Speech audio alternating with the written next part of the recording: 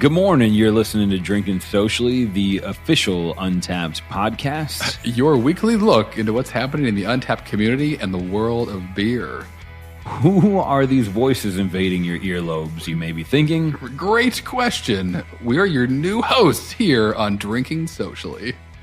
Quick intro, I'm Jon. I'm 36 years old. I've been an Untappd user for about 4 years now.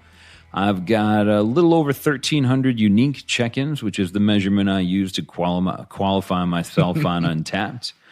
Before I worked at Untappd, I was a retail market manager, basically helped set up some growler stations, and I used Untappd to keep up with local beer trends. Awesome, Jon. And my name is Harrison. So I am 31. I've been using Untappd since about 2014, sometime in there.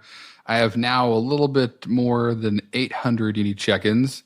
Before I worked at Untappd, I actually was working in multiple commercial breweries all along the East Coast for a better part of 10 years, doing everything from sales to production, brewing, cellar work, actually involved in our barrel aging program for a while, and finished up my brewing career as the guy who kind of trained all the new brewers coming in so they didn't actually decapitate themselves on the keg washer. So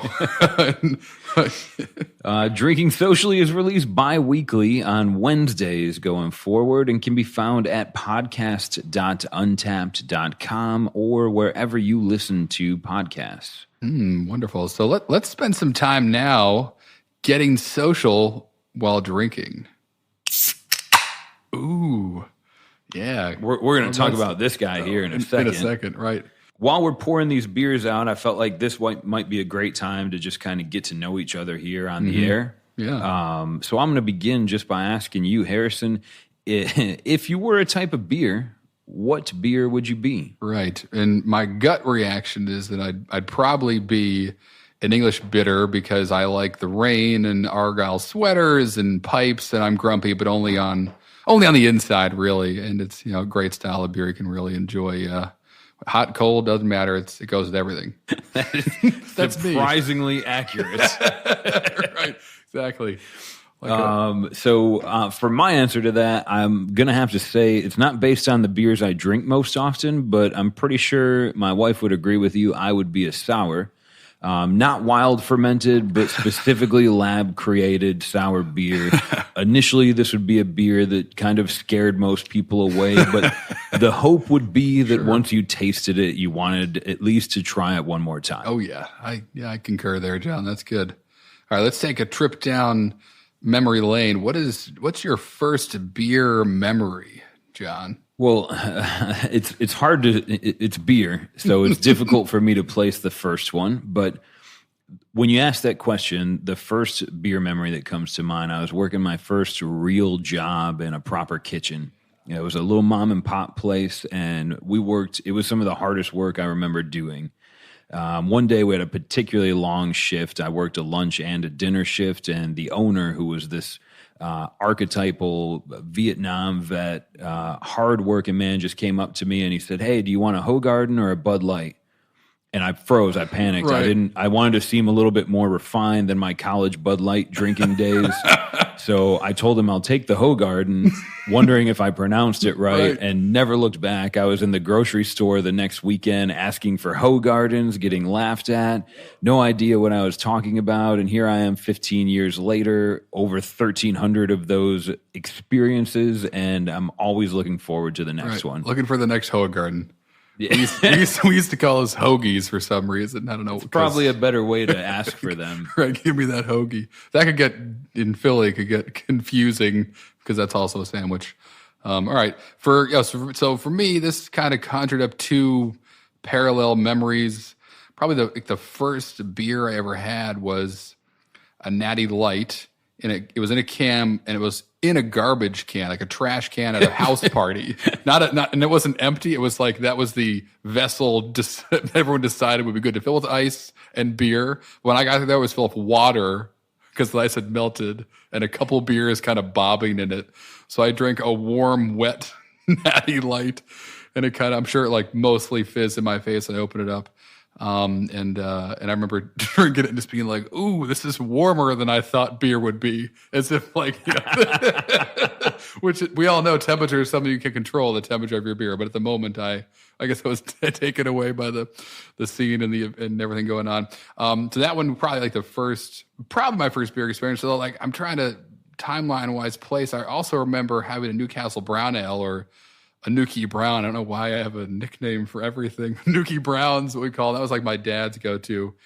Just snagging one of those out of the fridge and kind of like having an awakening of like, ooh, this is also a beer and not yellow and fizzy and decidedly colder than the Natty Light out of the garbage can.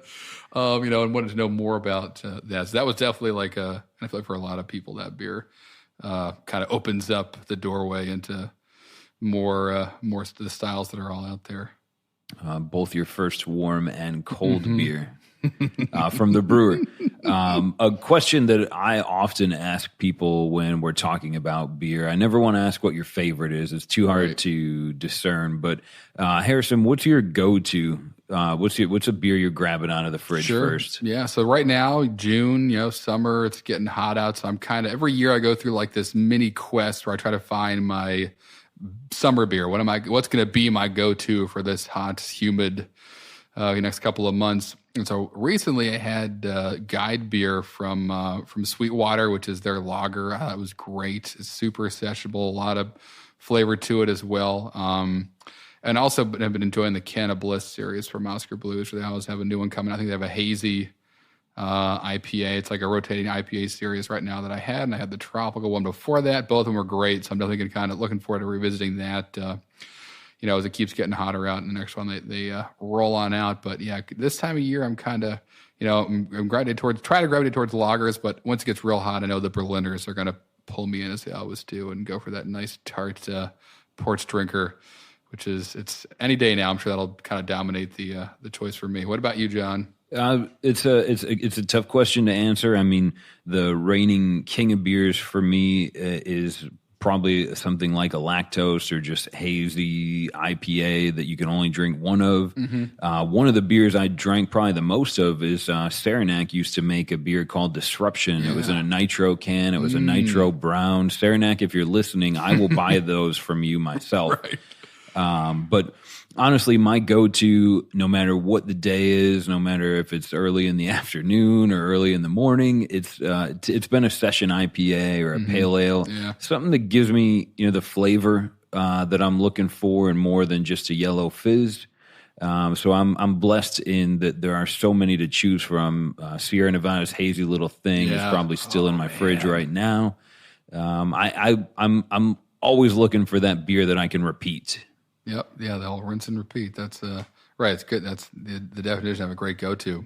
John, tell me kind of what's your favorite part about the growth of craft kind of as a culture, as a biz? Obviously, it's been a pretty wild couple of years, and beer is everywhere now. And yeah, what tell me a little bit kind of feedback about that for you. How's that been for you? Not to get too far into my background, I come from an incredibly small town and eventually moved to Buffalo. But through both of those cities, I think the great part about craft beer is the community that it brings. I've relocated a few times and I travel less frequently than I'd like. But one of my favorite parts is whether I'm living in a new city or visiting one for a weekend is finding that local brewery, tap room. I'm almost always able to find some people that I can get along with. The drinks are locally made and usually interesting. That's really exciting. Might score a good bite to eat there, listen to some local music. But generally, it's a place I feel like that just cultivates part of that community that I miss from growing up in a small town. Very similarly, you think about growth, think about things getting bigger and more and all that stuff. But what this has kind of done, how prevalent local breweries are, is really kind of focused on the small, focused on the local, because you have so many great breweries in every town and the world almost now. It's all over the place. So, and how the brewery has kind of really become what it used to be, that like the focus, the center of the community, period. Lots, we're kind of can meet everybody there after after work. That's what it used to be like, at least in the States, pre-Prohibition America. There was, every town had their brewery. That's where you got a lot of your beer. This kind of idea of a regional or a national beer brand really didn't exist until after Prohibition. So, I'm excited that it's gone back to that. Of course, that just means, you're supporting local businesses, you're getting fresher beer, really kind of, being a part of that community, and love that really, Untappd helps facilitate that you can see who's drinking what near you and who released that beer right around the corner, and let's all, tell each other to meet there tonight and grab it. And I love that it's become a real focus for pretty much every community I've lived in. I've traveled a lot too, and everywhere now there's great beer and a cool place to hang out and enjoy it, which is great. Couldn't agree more. Harrison, humble, comes from Philadelphia. I think one of the great beer cities. They just got done with their beer week. I think it's the oldest in the country. It is. Philly has no problem finding good beer, but a shameless plug for Untappd. Is that it really does. It's one of the social medias that I really appreciate. It allows me to keep in touch with friends, but find what's most important to me. I can type in a beer name and go get it, reasonably provided. If it's Dark Lord, no. Well, you never know. Right, you may see someone checking it in nearby and go knock on their door, go find out where they're tagging their location. Great way to make friends. Hey. Yeah. At least maybe send them a message first before you show up.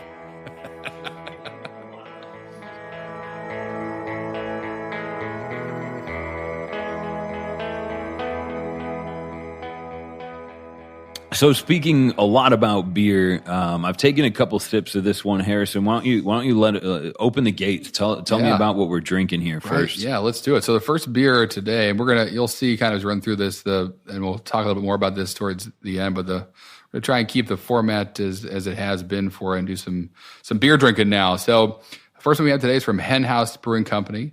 They are out in Santa Rosa, California. And we have today their Time is a Flat Circle, which is an IPA. It's awesome. So, and it's described as having it's got Mosaic and Hugh Malone hops with Conan yeast and about 6.8 ABV. It's rare that I see a beer description make mention of the yeast. Harrison, I know you're pretty excited about this one when you saw Conan yeast. Mm-hmm.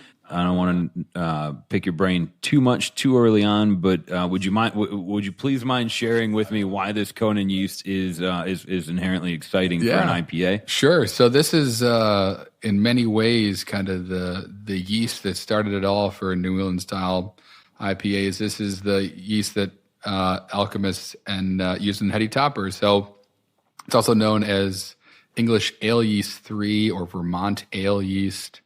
And it kicks off a lot of really cool flavors. It also kicks off a lot of haze. So those hazy IPAs in the early days, it wasn't lactose, and it wasn't just a bunch of wheat or flour or other things you can kind of throw in beers these days to create a lot of haze. It was oftentimes the hops, and then Conan. Conan kicks off a lot of haze during fermentation that hangs around, especially paired with something like a Citra hop. And then if you're using a lot of grains that are rolled, like oats and wheat and stuff like that too. So yeah, this is cool. I actually got a chance to use Conan once. We brought it in for, I think we used the different same strand but from a different company. We had the English, or maybe we had the Conan yeast. Anyway, and it was awesome. We took our flagship pale ale and brewed it with the Conan yeast to kind of use it as a yeast farm for a double IPA. So kind of wanted to get a couple generations of that yeast going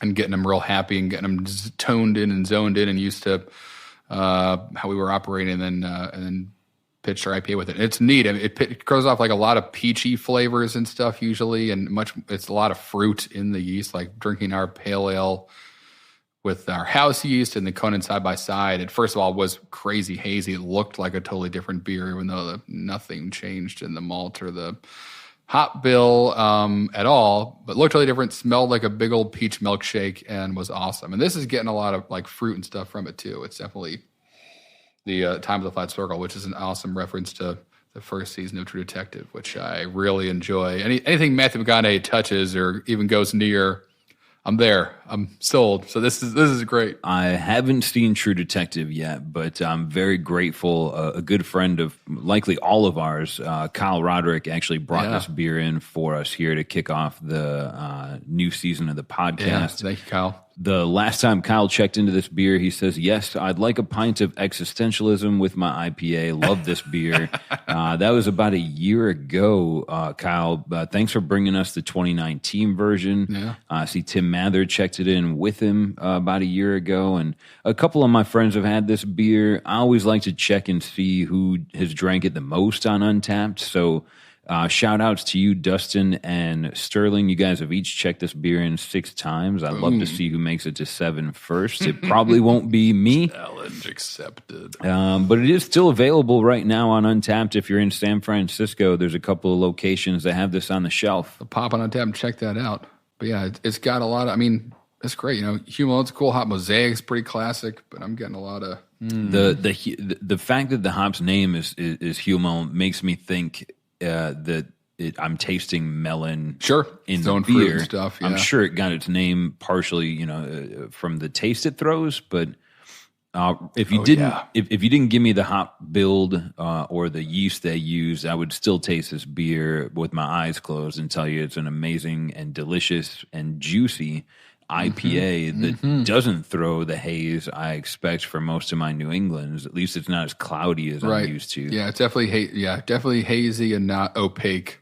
Well described. So, and that is right. It's, turbid or whatever. It's a nice hazy beer. Yeah, and this is awesome. I'd love to know more about the grain bill because I bet you the Conan's doing a lot of the work from the haze side of things. It's a pretty killer yeast, pretty monster of yeast. It also, that's the other thing, when you ferment, this thing, it ferments very vigorously. So we would have like blow-off buckets for our fermenters that would overflow with blow-off as this thing was fermenting. It was so vigorous inside the tanks, it would shoot it out of the arms, and we'd have to mop the floors, hose it down and stuff because it's a hungry little critters. But awesome. I mean, that's great.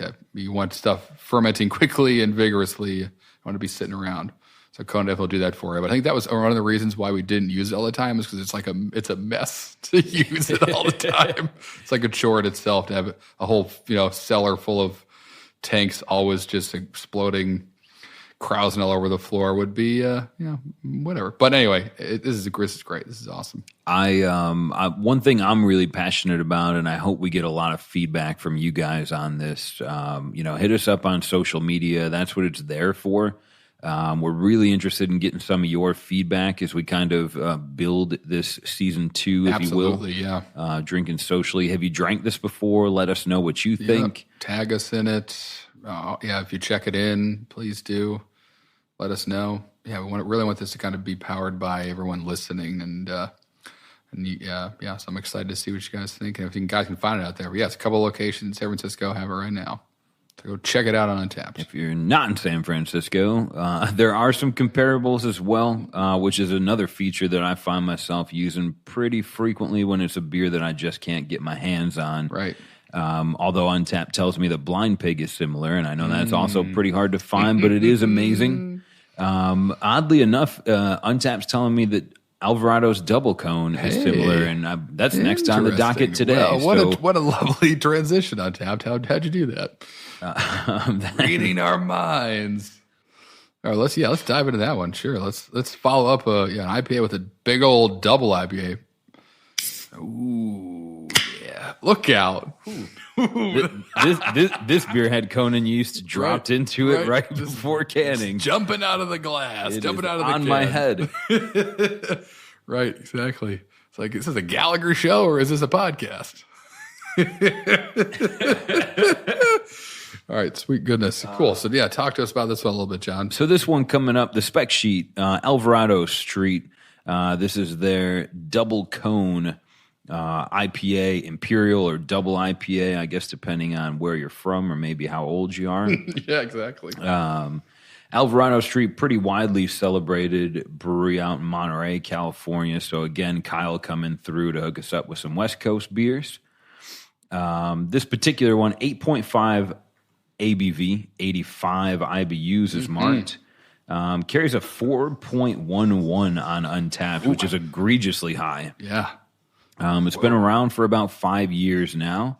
The description sheet reads, it's an OG double IPA. Nice. That's the baby brother of Triple Cone, which would probably scare me at this point.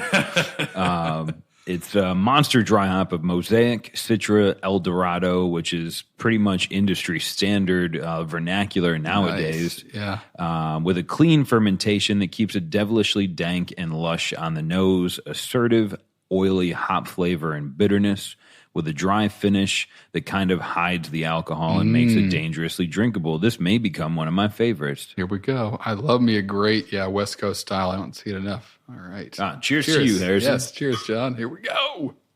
Ooh. Oh, wow, that keeps going. It's crystal clear, too, and it quickly, dissipating head on there. It's like this nice kind of, coppery color, almost straw, a little lighter than copper. I haven't seen an IPA that looked this color in 2 years. It's you can see through it. You could read your newspaper through it early in the morning. 8.5 ABV. Then take a nap. Yeah. This is great. This is in a world that I feel like is oversaturated with beers trying to be just a little bit different than the other beer. This one is both similar and incredibly different. That's such a cop-out description. Well, no, but it's classic West Coast. This is like a bitter bomb.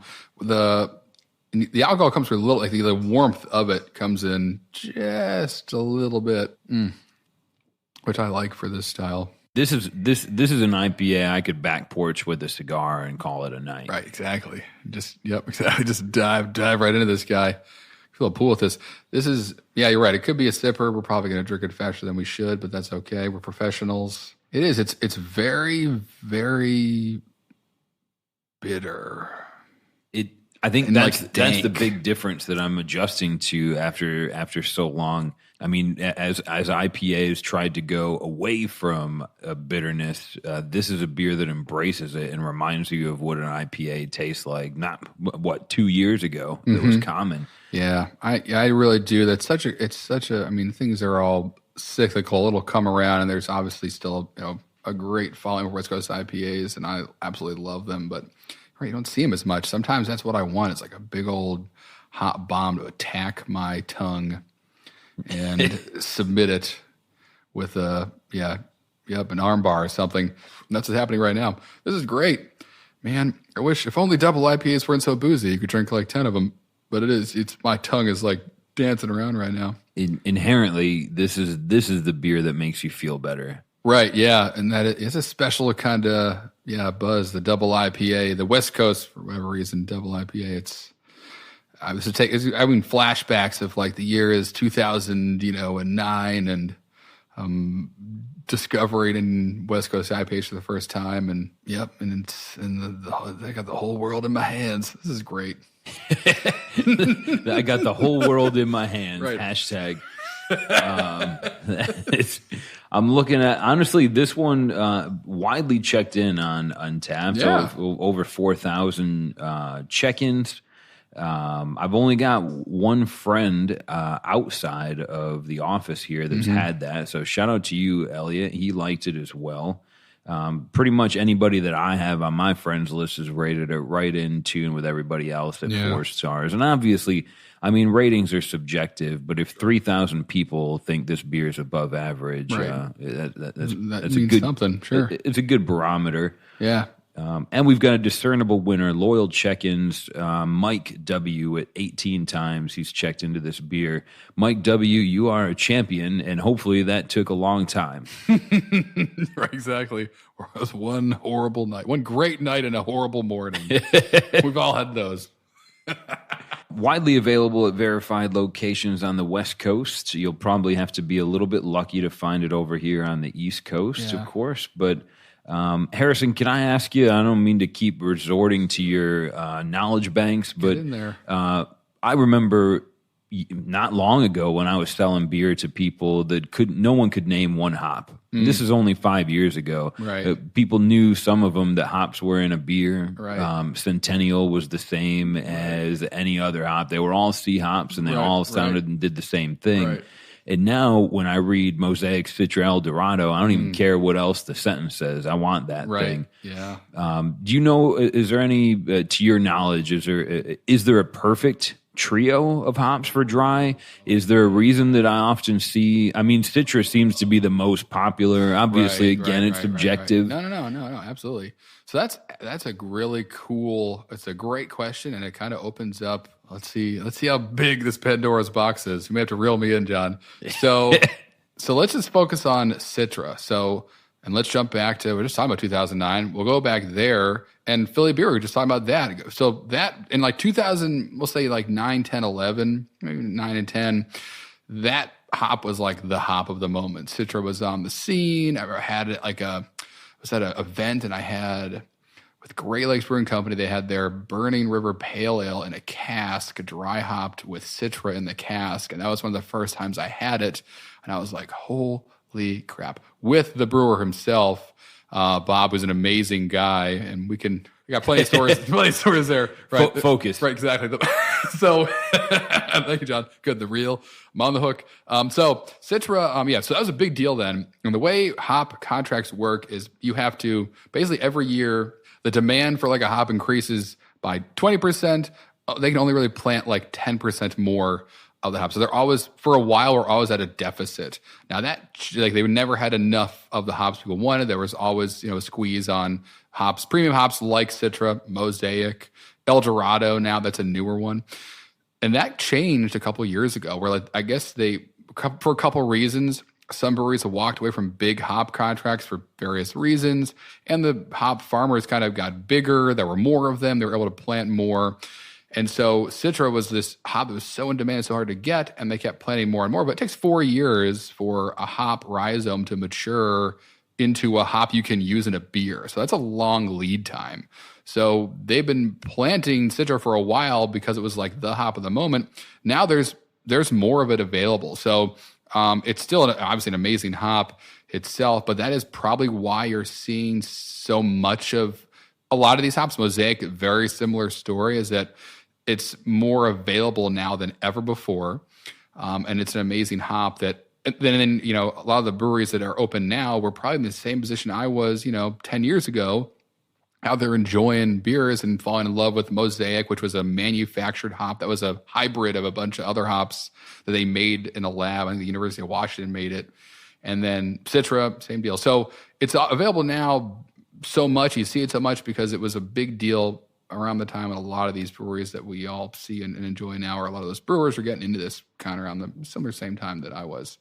But yeah, so Citra's available now, and that's why you're seeing it a lot. But it's still an amazing hop. There's a lot of stuff that really few hops do. I think that's an often untold bit. I mean, I'm sure at some point, I hope some of you request more Harrison stories about hops.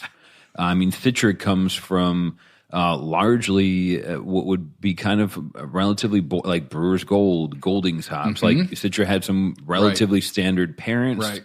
And it was probably early on released to only a few breweries, then it gave us like Pseudo Sue and Zombie Dust, like the beers that kind of became brands of their own before it became so widely used. Yeah. And again, the demand continued. Really, a big reason for what I mentioned before, that it kicks off a lot of haze. So you see hazy IPAs become more prevalent. How can we accentuate that? Have Citra hops in it, because it'll be hazy. It'll ferment and kick off a lot of haze if you have Citra hops in there. So that's a great combo. There are a lot of ways to look at that, though. Like, what are great dry hop combos? Should it be the same hops that are in the beer? Should it be different? It's really to each their own. The ultimate classic combo, though, is like the Centennial Cascade, and that's one I still love. It's so fruity. It's so orangey, juicy, but also a little bit piney. That's what Stockfish at 60-minute was exclusively. 60-minute. Am I off on saying Two Hearted? Two Hearted is just Centennial. Yeah. Yep. And that, But again, and we dry hop with a lot of Mosaic. We actually benefited from a bigger brewery walking away from like 10,000 pounds of it And our rep was like, "Hey, have some." And we were like, "How much?" And he was like, $10,000. Yeah, yep, we'll take it. I remember the day that pallet came in, and I was just like, "Holy, I want to bathe in this." So Mosaic's great. It's a very aromatic hop, and of course, we're not even mentioning this, and I'm kind of assuming it. These hops are super aromatic. That used to not be. Hops are still divided into basically bittering hops and aroma hops, like hops you use to make a beer bitter and that maybe don't kick off a lot of flavor, and then hops that have a lot of flavor independent of the bitterness that you can use later in the boil where you're really getting the flavor from the hops and not so much utilizing the alpha acids that creates the bitterness. And all El Dorado, Mosaic, etc., dozen plus more are famous for that, having a lot of other the dry hop craze. Essentially, the last moment you can add hops to a beer. Yeah, you can. Right. Yeah, in the cellar. Yeah, I mean, dry hopping is great. There's some really cool stories that we can probably I can dive in later podcasts if people are interested in it. But how Deschutes will dry hop in the dark. They'll shut all the lights off and open up the top of the fermenters and drop the hops in because they don't want the light to touch the beer. Because light is the ultimate enemy. That's 100% true. Well, maybe light air. There's probably a couple others. Right. But peanut butter. Yeah, you don't want to be. Yeah, if you're having a sandwich, please don't be up dry hopping at the same time. You should probably not be. You're in the wrong. You should walk away and finish that sandwich. But yeah. Dry hopping is, and that's, you could talk about that forever. There's a lot of breweries have really cool approaches to it that we can talk about someday if there's interest there, but it's definitely a thing to do right now. And double dry hopping and triple dry hopping, it just means you're doing multiple drops of hops after the beer is finished fermenting or right at the end of fermentation over multiple days to just grab all the aromatics out of these things. And it takes a lot of hops. You drop with a lot of hops, like a lot of hops. Every time you keep saying drop in the hops, I always want to have J. Cole come in and follow up. This in Fayetteville, North Carolina. But right? It's true. We'll get there with your request.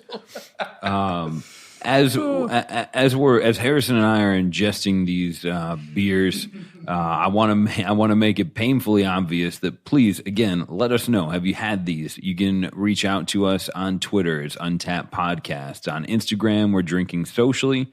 And on Facebook, it's facebook.com/drinking socially. If you're really active, there's a private group on Facebook where please join us there. Harrison and I are going to be getting in there and asking for feedback, hopefully answering some questions, people looking for places to grab a good pint locally and using Untappd as best as we can.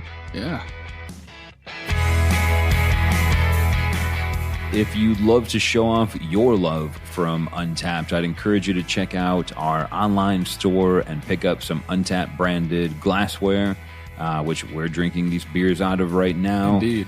Grab a shirt, sweatshirt, hats, more. Father's Day just happened. It's not too early to prepare for the next. You never know. Also, as a really cool bonus, if you go to store.untappd.com, enter the coupon code podcast in your checkout on the online form. They'll ask you if you have a code. You're going to type in podcast, and that's going to get you 20% off anything you order. 20%. That's better than free shipping. It's going to be store.untappd.com. Use the code podcast. Save 20%.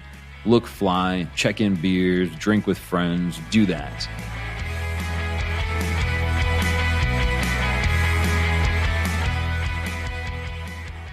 So if you haven't learned much about Harrison yet, he's lengthy, he's educated, he's got a lifetime or two of experience, and I love picking this guy's brain about beer. So we're going to kind of keep with the tradition of old, talking about a style of the week. Yeah. Yeah, exactly right. I love this. I was talking about this Drinking Socially, kind of just focus on a style, some history there, all that stuff. And I'll share a story today with one of my favorite styles of beer, although one tough to enjoy more than one or two of, the Eisbach. Yes. Which also sounds cool. Eisbach. What a great band name. If you're a German heavy metal band, you're looking for a name, Eisbach. So I'm on the Brewer Association breaking down kind of the style of it. So they're saying color should be light brown to black. If you don't know, appearance should be clear, chill haze shouldn't be present. Like a sweet malt character, super high. Hop aroma should pretty much not exist, as well as the bitterness, super low.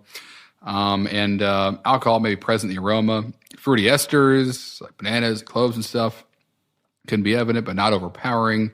No diacetyl. You'll hear us talk about that a lot probably as we go along. But alcohol, super high. So basically, this beer usually clocks in between like 8.5 and 14. So I've seen them as high as 15 or more percent. Super low IBUs. It's dark. It's like it's almost black. And that kind of sometimes it has that nice purplish hue, brownish purple hue to them. So this is a cool style of beer, but to make it, it's really unique. So Eisbach is basically what it's referring to there as what it means in English, and they're not joking. It's not a play on words. To make this beer, you basically make a Doppelbock and you freeze it. I've done that on accident. Exactly. Yeah, you leave something outside in a snowstorm or whatever from Buffalo, John. I'm sure that happens. A lot of beers have probably become Icebox in Buffalo by accident. Yeah, sure. So, and by doing so, by freezing the beer, you're pulling a lot of water out of the beer, and since alcohol is measured by volume, you're therefore increasing the volume of alcohol. So, it's really kind of how you make it. So, okay, sounds straightforward enough. I got to freeze a beer to make it. As a home brewer, pop it in your chest freezer. Good to go. As a production brewery, it's a little more, there's more moving pieces. So we made one at the brewery I was at right before working at Untappd. The brewery is called Neshaminy Creek Brewing Company right outside of Philly. And it was called Raid the Eisbach. Awesome beer. I think we took it to a Pro-Am once, to the Gab Fun. It made some noise. But so I was on the shift before it got transferred to the Bright Tank, like the last step before a beer gets bottled, keg, can, whatever, sit in something called a Bright Tank. And that's where we're going to freeze it. And we'd done this before. But when I was at the Creek, as I'll refer to it, was out in Neshaminy. We knew we were expanding. We're always adding new tanks and stuff all the time. So we had our glycol chiller, which is what glycol is like a food grade coolant every brewery uses. If you're in a brewery next time, you're doing a tour, and you look up in the ceiling and there are like pipes with black foam around them, what looks like, and a little bit of some valves sticking out. That's the glycol moving around the brewery. So we had a huge glycol chiller because we knew we were going to keep adding tanks and don't want to replace a glycol chiller if you don't have to. So we had a bigger one than we needed at the time, knowing we were going to get bigger. Great. So we thought that was to our advantage. We got tons of power here. This is going to be easy peasy freezing this beer. We'll just crank it overnight. Come in tomorrow. We'll keg this thing. We'll bottle it. We're good to go. Always. Right. So we got this. Right. Exactly right. When you think you're ahead, just look for the tortoise sleeping in the woods or whatever. Someone's coming from behind. Don't be the rabbit and sleep under the tree. That's what I'm trying to say. So, so lo and behold, I walk in the next day, and there's commotion in the back in the Bright Tank, and I'm kind of like, great, cool. We're gonna have an Eisbach now, new beer. I'm gonna go in, taste it, because I'm probably gonna have to keg this thing. That's gonna be my job today. It works, so I got to start with the kind of the SOP, which was, one of the great things about working at breweries, you do drink a lot of beer. And one of the things you do before you keg something is you taste it to make sure it tastes fine. So I walk back there and open up the tasting port, which we call a Zwickel, ignoring the crowd of people that are obviously concerned around the Bright Tank. And I open it up to just kind of grab a cell for myself, and nothing happens. Nothing comes out.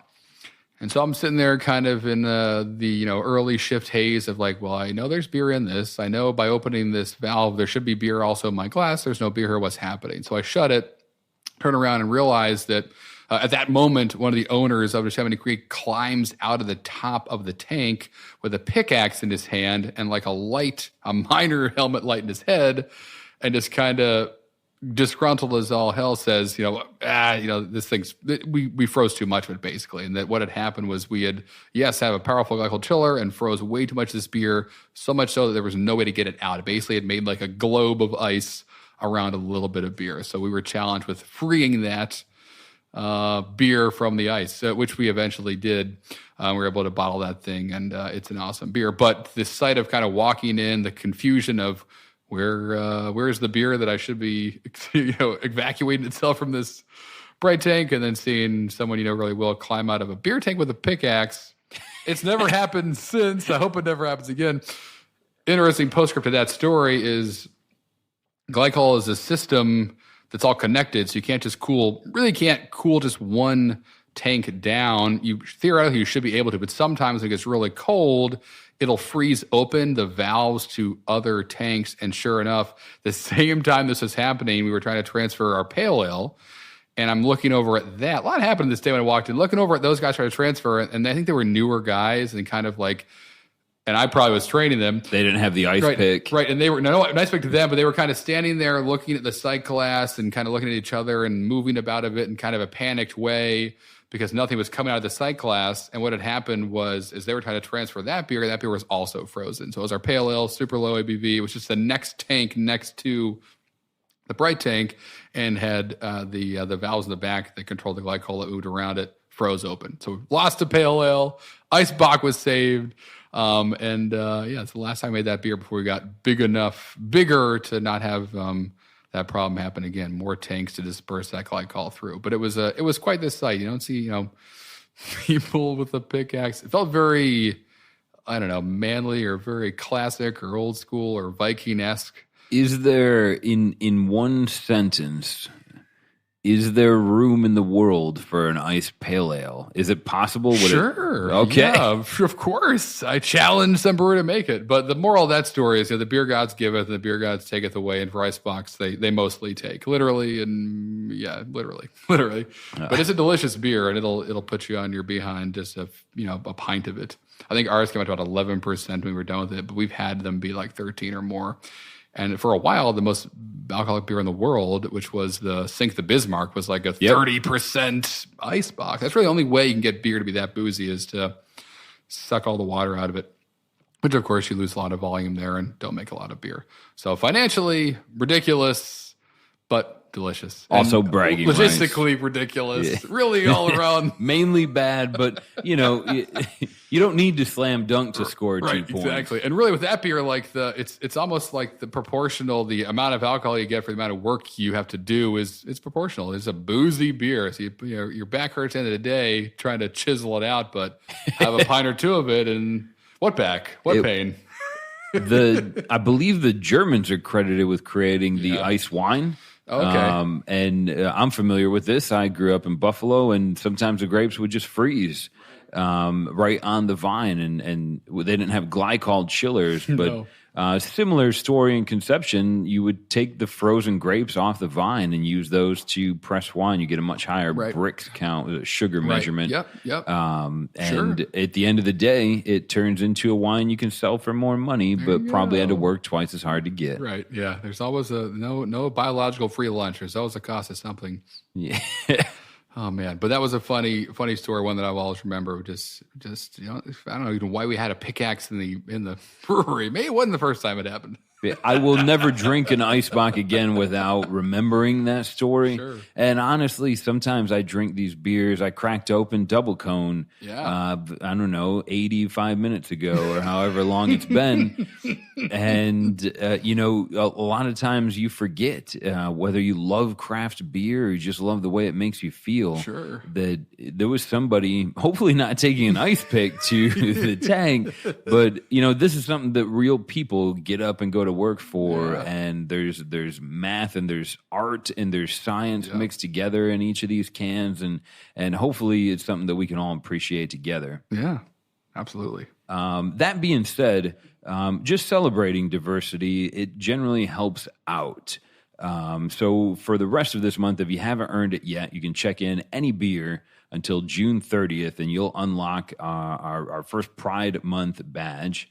And if you use the photo editors, because I do, take pictures, add some funny stickers on there. There's a couple of stickers that we've added to the photo editor in-app as well. And since we're talking about the app through all that, I'm hoping that most of you, and we have a great update community in Untappd. A lot of people are always getting on the new version of the app, whether it's iOS or Android.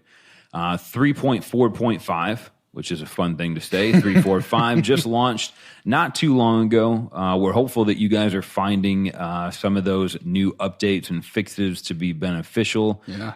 Honestly, on our end, when we're building an update to the app, some of it comes down to coding and technology, and some of it comes down to who's barking the loudest. Right. So a lot of times the new updates come from feedback from you guys. At any point, go to help.untappd.com. Let us know what you think. Do you like the update? Are there things you're missing? The two key important parts for me are being able to share my check-ins out to Instagram. A lot of my friends use Instagram. A lot of them are trying to become influencers by taking a picture of every beer can they open with their Pomeranian behind it and a self-tiled epoxy river table. Sure. At the end of the day, I think it's really cool that I can check in my beer on Untappd. And that, for me, is my Instagram. I just tag the cool beers I'm drinking. That's my Instagram life. I don't have a Ferrari. But how's that been working for you guys? Is it beneficial? Bugs, let us know. Help.untappd.com. Another feature that I really like about the updated Untappd app is being able to hide my badges. And 3 years ago, I would have never asked for this. Right.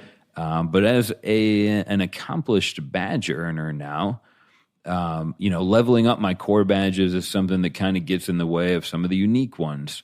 And I really like to make sure I just spend a minute and read about them. It's me personally, but I like that instant gratification. And I'm drinking the beer, I'm already winning. But if any of you are gearing up for your 2500th unique, or you're running through beer after beer after beer because it's fun, you like the chase, if the core badges have been getting in the way for you, there's now a way to hide those level ups. If you go into your settings, you can turn the level badges off, and we won't let you know about them again until you hit level 100, at which point, pat yourself on the back. Yes. Hell yes on level 100. Mountain climbed. Move on to the next. Plenty of badges out there.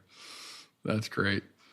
Awesome, John. Well, thank you for that. Yeah, a lot of exciting stuff. As there is every month, there's always new things going on here, which is it's fun to always be seeing, experiencing, checking in new things.